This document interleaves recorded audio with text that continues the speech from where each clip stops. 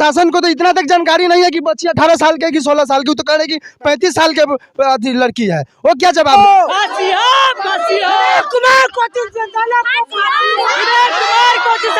प्रशासन सिर्फ दारू के पीछे पागल रहेगा, ट्रक जाएगा इसमें भूसा वाला उसको रोक देगा। नीतीश बाबू बड़े गर्व से कहते हैं कि हमारी जनसंख्या पर नियंत्रण हुआ है, जी जान से मेहनत करके उसको ये कैसे इसके अच्छे संस्कार दे सकते। बड़े बड़े बच्चे को पढ़ाएंगे, बड़े बड़े रुपया वाले अपने अपने लड़के को पढ़ाएंगे, गरीब के बेटी के कोई पढ़ाई नहीं है। रहिए निश्चिंत रहिए, क्योंकि इनकी ये जो माता है इनका रो रो के बुरा हाल है और यहाँ बुरा काम कह के सारा गतर गतर जब कर दिया है जी। क्या हुआ, क्या कह के गई थी बेटी और क्या हो गया? सबके तो माना कलर हमरा बच्ची के वही बेर कहला कि बोले कोचिंग खुला रहेगा, आइएगा।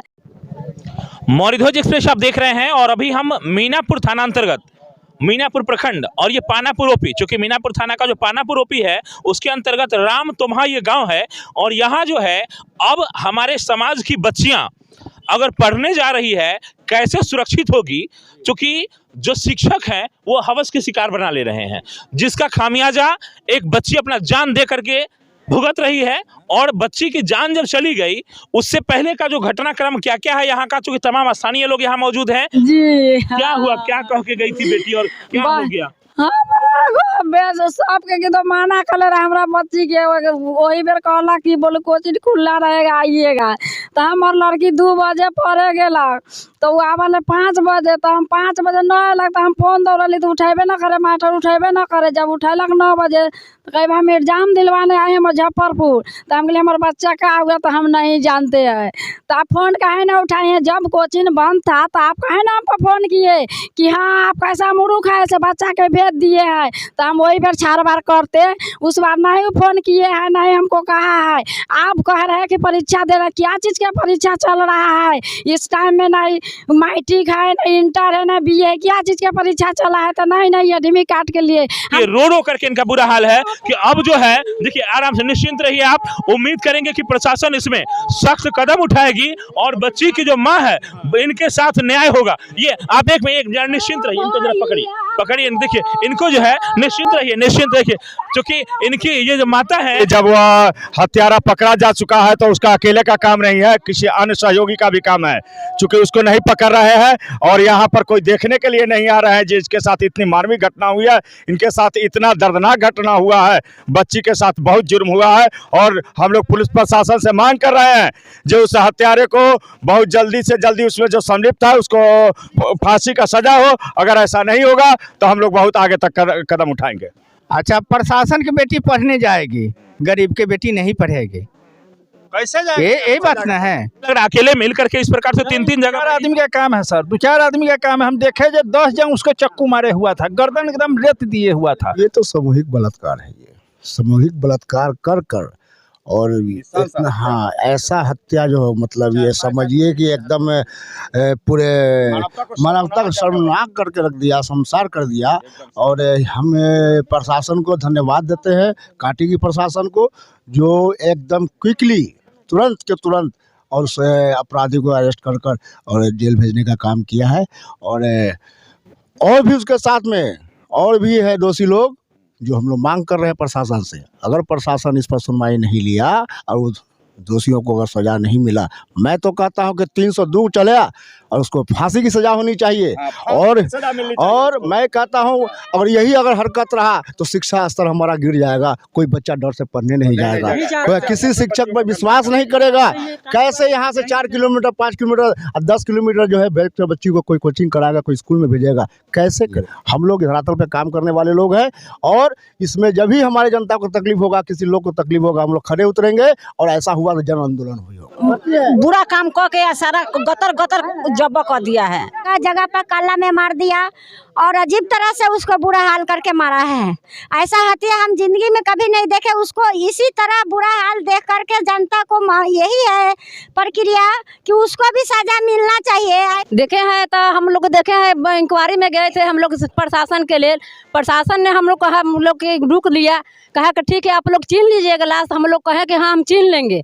तो जब हम बताए हम लोग तो वो लोग मूड़ी झुलाते थे, तब जब हमको मास्टर एगो देवर है वो भी गया तो उसके पास में मोबाइल दिया तो हम लोग चिन्हे तो उसी लग हमने कूदने गिरने लगे तो कहे मत हड़बड़ाओ, हम लोग है इंक्वायरी में। लेकिन आज तक ले हम वैसे मतलब कहीं घटना नहीं देखे हैं।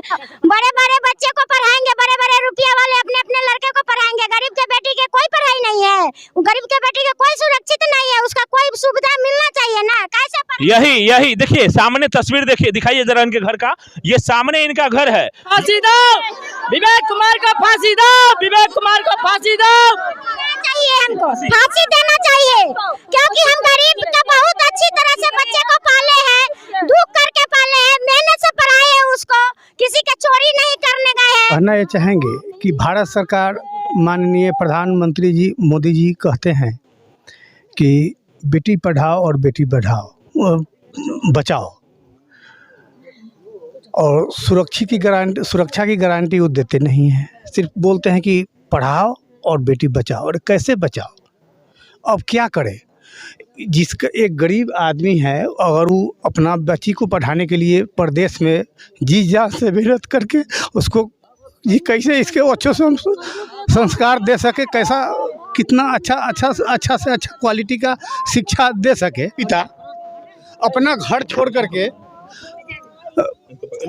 3 राज्य अलग प्रदेश में खट रहा है। उसके बेटी के साथ ऐसा हुआ जो सभी लोग के सामने है।